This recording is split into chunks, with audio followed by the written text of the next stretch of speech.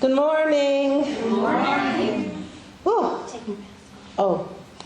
Oh, it's Sophia. It's Sophia. And I want to thank you for giving me a mic cover that matches the outfit. Is that awesome? Oh, it is 2022. How did that happen? Anybody else looking forward to 2022? Am I the only one? Yeah, it's a funny number. And what fascinates me is my age is an odd number when the year is an even number. So there's a reason I'm a little schizophrenic, you know?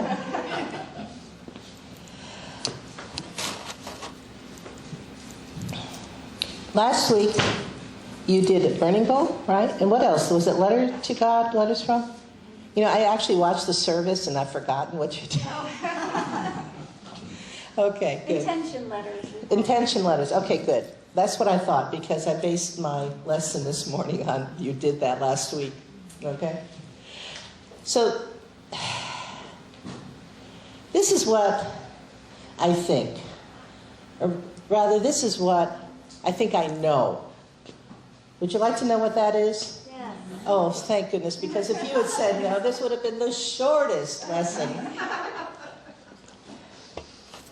This is what I've observed, that too many people believe they must live their lives based on their history,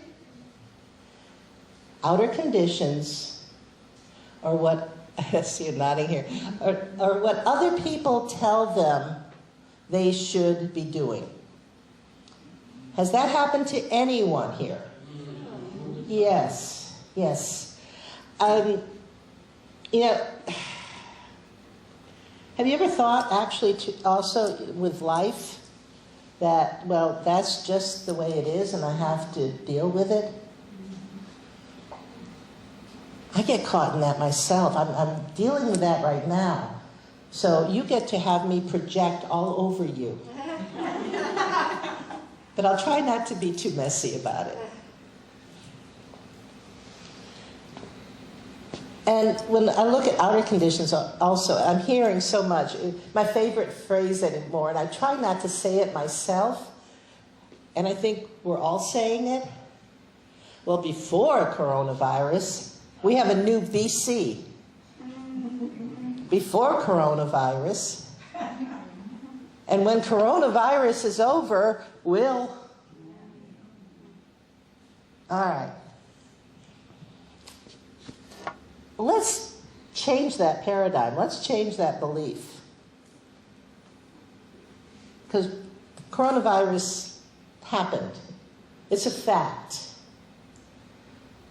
And everything else is the interpretation we put upon that fact. Do you get that? A lot of the angst that's happening in the world right now, in this country, this is where I see the news flashes all the time when I go into my Yahoo email. It's a Yahoo News. And there's, you know, this passenger punched out that flight attendant. Or there was this mishap somewhere, you know, somebody's hitting another person that looks Asian. Because you know it came from China and you caused this. So this poor person who was born and raised here, whose people have been here for generations, is being blamed for the coronavirus. It's all the interpretations, all the fears and frustration placed outward. So let's stop that. And we, as a community here at Unity Spiritual Center in the Mojave Desert, can do that. And that's what I love, is the power that each of you has to change the world. My personal vision and mantra is, I transform the world. It's like, wow. That's a little obnoxious, isn't it? Who am I to think I can do that? Yet I do it one thought, one word, and one action at a time. And that's what each of us can do. What I love is, this BC, before coronavirus, life was good, or life, would have gone in a certain direction. But, and then it's like things stopped. I'm a member of the National Speakers Association, and I go to the meetings, and I listen to the professional speakers that have been going out into the world, and overnight, yeah, there we go, their business stopped. And it's interesting to see how many of the speakers said, oh, there's nothing I can do. And they basically lost their livelihoods. Then there were the other speakers who said, oh, there's something called Zoom.us.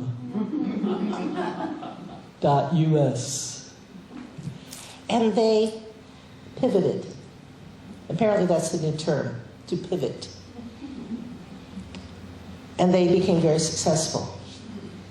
And the ones who made that shift quickly were the ones who thrived the most. So they took what was an adversity and they turned it into an opportunity, and they thrived with it. This is making sense, I think. I'm looking the heads going like this.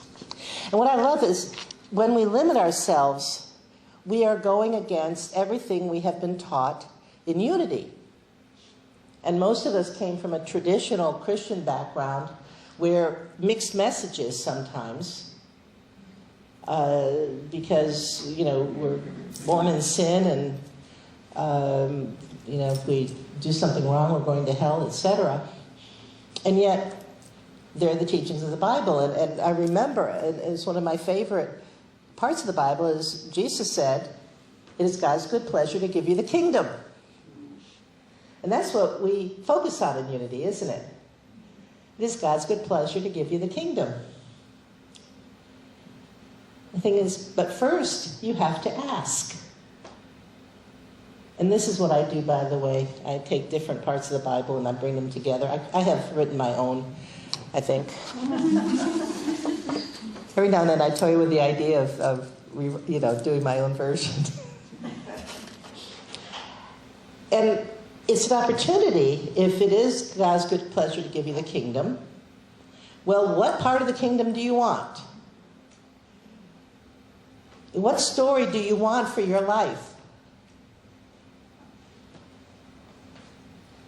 Think about it. You wrote intentions last Sunday, those of you who are here. And you burned that which was no longer serving you. Wrote it down so that you could focus, yeah, this is not good for me. And then you burned it. And you released it. I watched you. And it's so powerful to do that. And I was part of a 5-day challenge this past week. And I almost didn't sign up for it because, oh gosh, I have enough to do. And I thought it'd be an hour in the morning, each morning. I could handle that. The homework, I could handle that. Turns out the morning sessions ended up being more like an hour and 25 minutes. So I missed part of it and I'd have to go back later in the day to watch the replay. And then there was another hour plus at 5 o'clock, which I didn't know about. So I'm still catching up on that one. But I did the work. And one of the exercises was to write down my limiting beliefs. And as you were burning yours, ours was tearing them up and throwing them in the trash. So, and we were supposed to do this on Facebook Live, which is kind of fun, to hold that thing and then rip out. And what I had fun with that, actually I found it almost more powerful than burning, because I tore those suckers up And instead of throwing it in the trash, I just went boom. So I had confetti all over my desk. But to release. The thing is then, what are we wanting? You know, what is it that you want? So I'm not sure what was in your letter of intention and how powerful you allowed that intention to be. You know, we live our lives out of a particular context. And a context is a paradigm, a belief system, or a set of interpretations out of which you live your life. So it's a paradigm, and that's not two dimes, that's a way of believing, of looking at life. Yeah, belief system, and our filters. And we apply this to everything. Our relationships, we apply it to our jobs, we apply it to our health, we apply it to what we can be in life, what we can achieve. So we have this particular context that we grow up with. And it means that if you were taught that you can do anything, you're going to view life from that context. I can do anything. And so your relationships, I can have the perfect relationships. Your jobs, well, I want something better, more expansive, something that will feed my soul. With your health, I have an illness, I can overcome it. I want to travel, I can find the resources to go anywhere I want, when I want. So your beliefs, you send out a vibration to the universe. When you think about it, it's a universe, so it's supposed to be oneness. And it says, yes, I'm going to bring it to you. However, if you were raised with a context and you were always told, well, you can't do that or you shouldn't do that because, and the because could be your socioeconomic level, it could be because you're male or female, it could be because of your race or your ethnicity, where you were born. But being told, no, you cannot do that. And then that's how you view the world. And you'll try something and say, oh, that's right, I can't do it. It'll be this patterning that happened early on. I remember years ago, I saw a father and son in the mall, that had to be years ago. I haven't stepped foot in the mall in a long time. And the boy was stumbling or something, and the father looked at the kid and he goes, what's wrong with you? And he's kind of shaking his shoulder. What's wrong with you? Can't you ever do anything right? And my heart went out to that little boy. Can you imagine?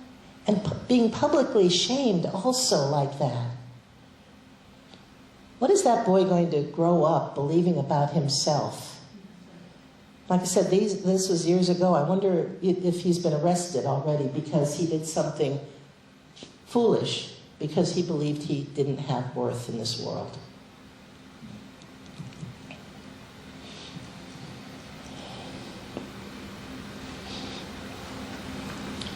Many of us are of an age.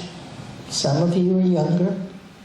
And I'm not sure, what your school system and your social network told you, but mine told me that because I was a girl, I should get an education, and that was part of my parents. They wanted that for us. And let me see, get a good job.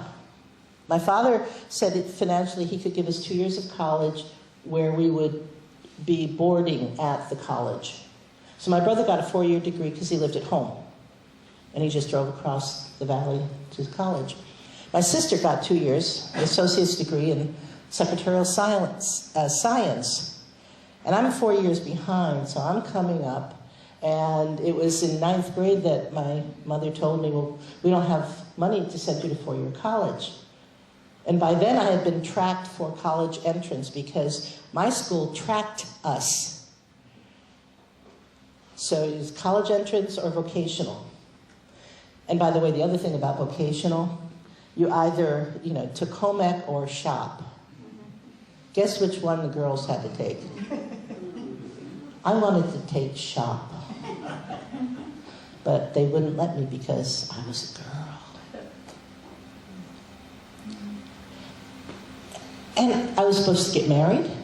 And when I got married, I would stop working because the man, hi guys, you were going to go out and support us. That's changed a lot now, hasn't it? But it was a possibility back in those days. But all of this programming.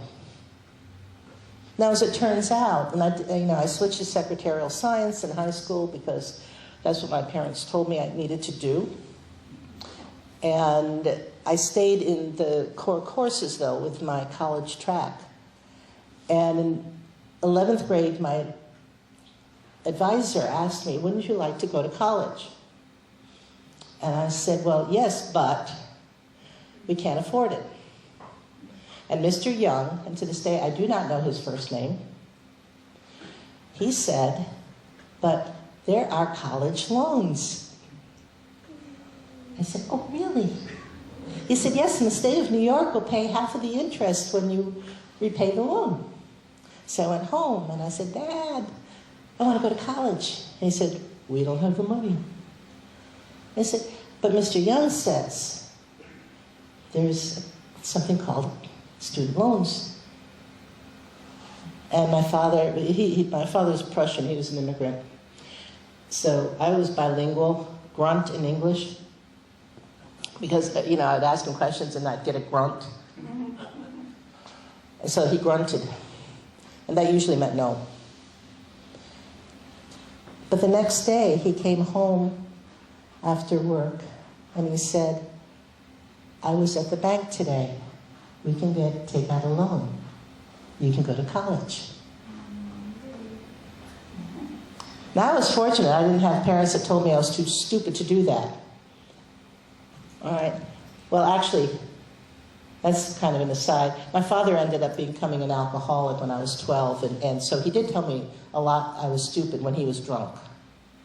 And I believed him, by the way. I had mostly A's, every now and then a B. But I believed him when he said I was stupid.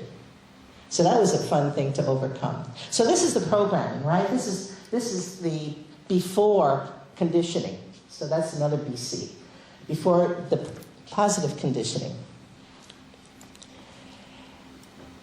So we have a context. And each one of you can sit there for a moment and you can think of, well, what is my context, right?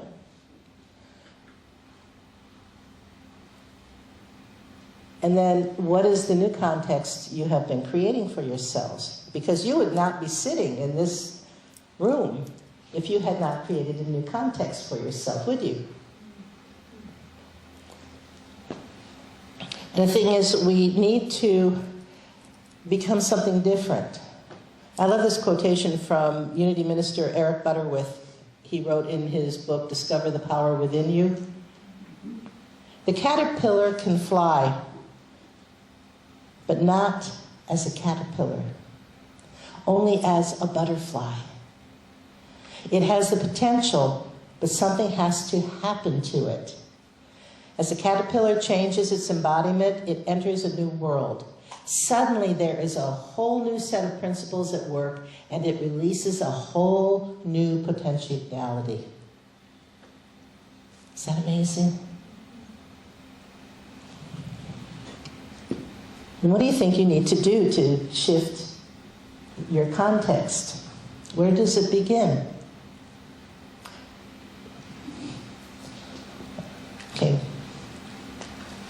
So So the first thing is, it begins with your thoughts. Okay, what do thoughts lead to? Feelings. Now, a lot of people think they have their feelings first, and that's not true. You have the thought first that I'm going to have this feeling. So you have a decision. You can have a particular feeling.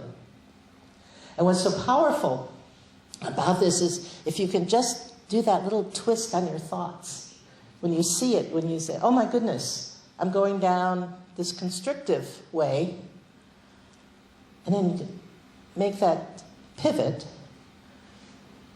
and you look for more empowering thought, then what do you think is going to happen to the feeling that comes from the thought? Right? So from the feelings, then, comes the action. And what do you think the action looks like if you've been able to switch to a more empowering thought? The action is going to be something wonderful, isn't it? And you're going to have fun with it. And then the next thing that happens is you have an amazing result. Does this make sense to you? Cool, because you're going to have some work to do. I think we're going over, I apologize. All right, so the thing is, the thought then is, what is it that you would truly love? You had a letter of intention that you wrote last week. What is it that you put in there? Was it I'm going to lose 20 pounds? Was it that I'm going to go walking more? Or was it something more elevated? Was it, I'm going to, no, actually, well, anyway, have the image that I'm traveling. See, okay, I'll tell you what my image that I've set for myself. And in a year, you can check in with me and say, okay, did you do it, Reverend Sophia? But that over Christmas, New Year's, sometime in that space, I am on an icebreaker cruise ship in the Antarctica. And that physically I have been able to get in and out of, those little pontoon boats, Jacques Cousteau, remember those little things? That I've been able to get in and out of those boats so that I could go and I could step on the continent of Antarctica. That's the vision I set for myself. And you notice it's in the present tense. I am doing this. What do I have to do in order to be on that boat, to be able to get in and out of the excursion boat, so be on the ship, in and out of that excursion boat, and step foot on the continent? What do I need to do? Well, look at me. I think I might need to release some weight. I think I might have to start strengthening my legs so that I can climb up and down without assistance. I think I might have to put aside about $20,000 for that trip. So do you see the difference between having that kind of a vision and I want to, I want to, so that's always out there, lose weight, get physically fit, have more money. Do you see the difference? Okay. So this is my invitation to you. First of all, be very clear on what it is you ask from the universe. And so the universe knows what resources to rush toward you. And those of you who've read my books, and I've probably told the Alaska story here before, I won't do it again, but this was a time when I had left my job. I didn't have any other job. I didn't know what I was going to do. And I'm going to read the quotation at the end of my lesson. And I got the vision that I'm going to Alaska. I'm driving from Tucson, Arizona to the Arctic Circle, was the vision that came to mind. I would have gone all the way up to the Arctic Ocean, except at the time that last part of the Hall Road was owned by the oil companies, and we were not allowed on it. And then bringing my 75-year-old mother with me came into my vision. And it was going to be a camping trip. My mother had never been camping before. So everything but that vision was so clear. And I did everything backward, I'll tell you. Cattywampus, who said cattywampus before? And it didn't matter because my vision was so powerful and so clear that all the resources that I needed came rushing to me. And it was 11,000 miles round trip. Boy, is this a big country, north and south, I'll tell you. And was it 2.5 months? With a camper in the back of a pickup truck, my mother and I went on the adventure of a lifetime. The clarity of the vision. So what I'm inviting you to do is to get clear on what it truly is you want and to claim it in the present tense. Now, I've put on your table something because when you get in touch with this powerful vision for yourself, what's going to come up? The monkey mind, the limiting thoughts, the mental mischief, and that turns into mental mayhem if you don't address it. So look at everybody's got one. And I forgot to bring one for myself.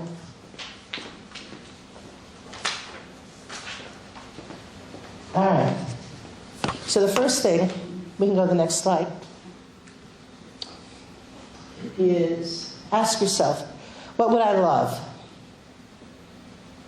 What would I really love? You wrote a letter of intention. Was that what you really love? Is that what is burning a hole in your being, that I've got to achieve this? And then the next is, what limiting thought or thoughts might be preventing me from achieving what I would love? And after that, what's a more empowering thought? So we don't have time for you to do it right now. This is your homework. Barry said, oh, you brought homework, did you? I said, no, we're going to do it during the lesson, but I've been going over. So this is your homework, to really get in touch with what would I love, and to write a new story for yourself. You know, because life is okay, probably. Would you like it to be even better? And take it to a higher level. And to keep asking yourself questions, well, what if I could? And to have masterful thoughts.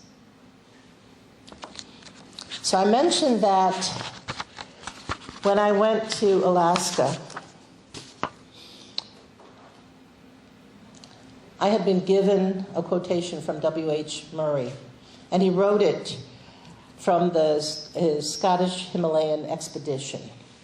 He liked to scale mountains. And he did eventually go to the Himalayas. This is what he said. I'll close with this and then we'll go into meditation. Until one is committed, there is hesitancy, the chance to draw back, always ineffectiveness. Concerning all acts of initiative and creation, there is one elementary truth, the ignorance of which kills countless ideas and splendid plans. That the moment one definitely commits oneself, then providence moves too. All sorts of things occur to help one that would never otherwise have occurred. A whole stream of events issues from the decision, raising in one's favor all manner of unforeseen incidents and meetings and material assistance, which no man could have dreamt would have come his way. I have learned a deep respect for one of Goethe's couplets. Whatever you can do, or dream you can, begin it. Boldness has genius, power, and magic in it. So let's take a few moments now and go into meditation. I invite you to close your eyes and get in touch with what would you love. So breathing deeply, breathing in the light and the love of God, breathing in the kingdom of God.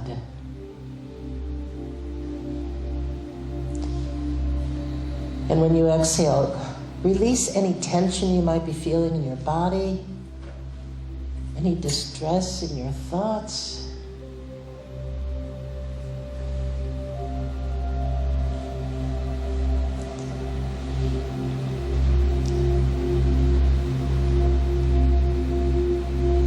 I saw some of you smiling during the lesson, and thoughts were coming to you. So bring those forward now to answer the question, what would I love?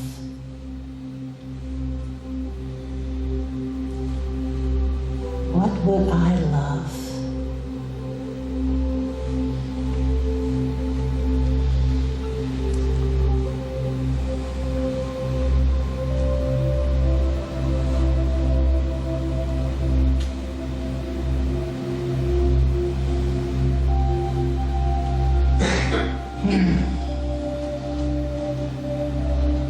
If there were no constraints, if all the resources of the universe were rushing to you, what would you love?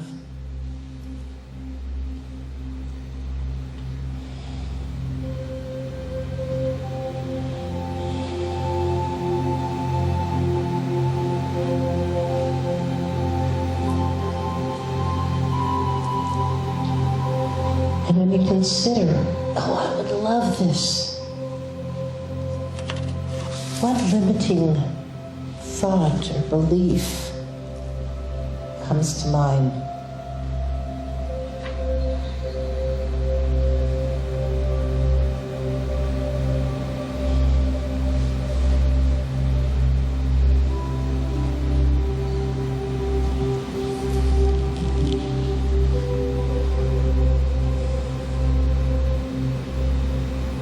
Now release that limiting thought or belief to your internal burning bowl and bring to mind a more empowering thought.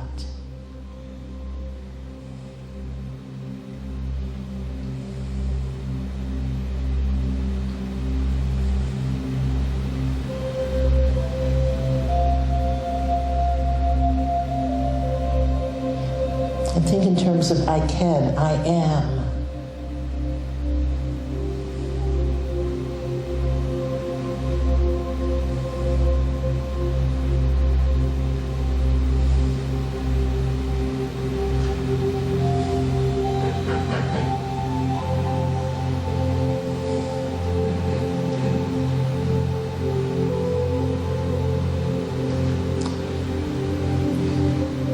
So you have named it. You have named at least one thing to answer the question, what would I love? Now claim it. Put your stake in the ground. Claim it. This is mine.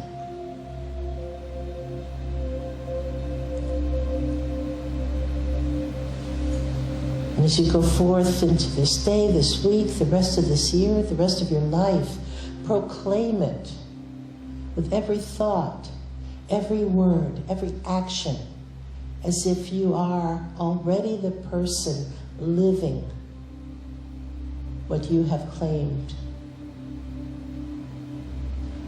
as what you would love.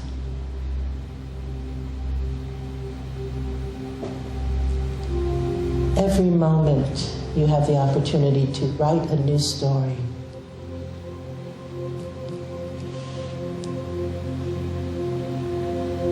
And because we are human, we backslide sometimes. So know that in the next moment, no, I name it, I claim it, and I proclaim it. This is mine to do.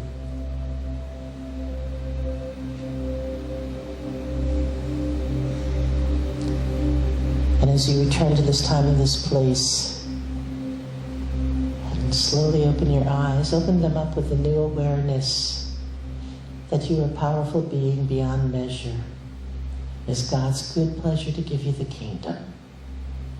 All you need to do is ask, to be clear in what you ask for. And then allow all the goodness and abundance of the universe to rush to you. And so it is. Amen.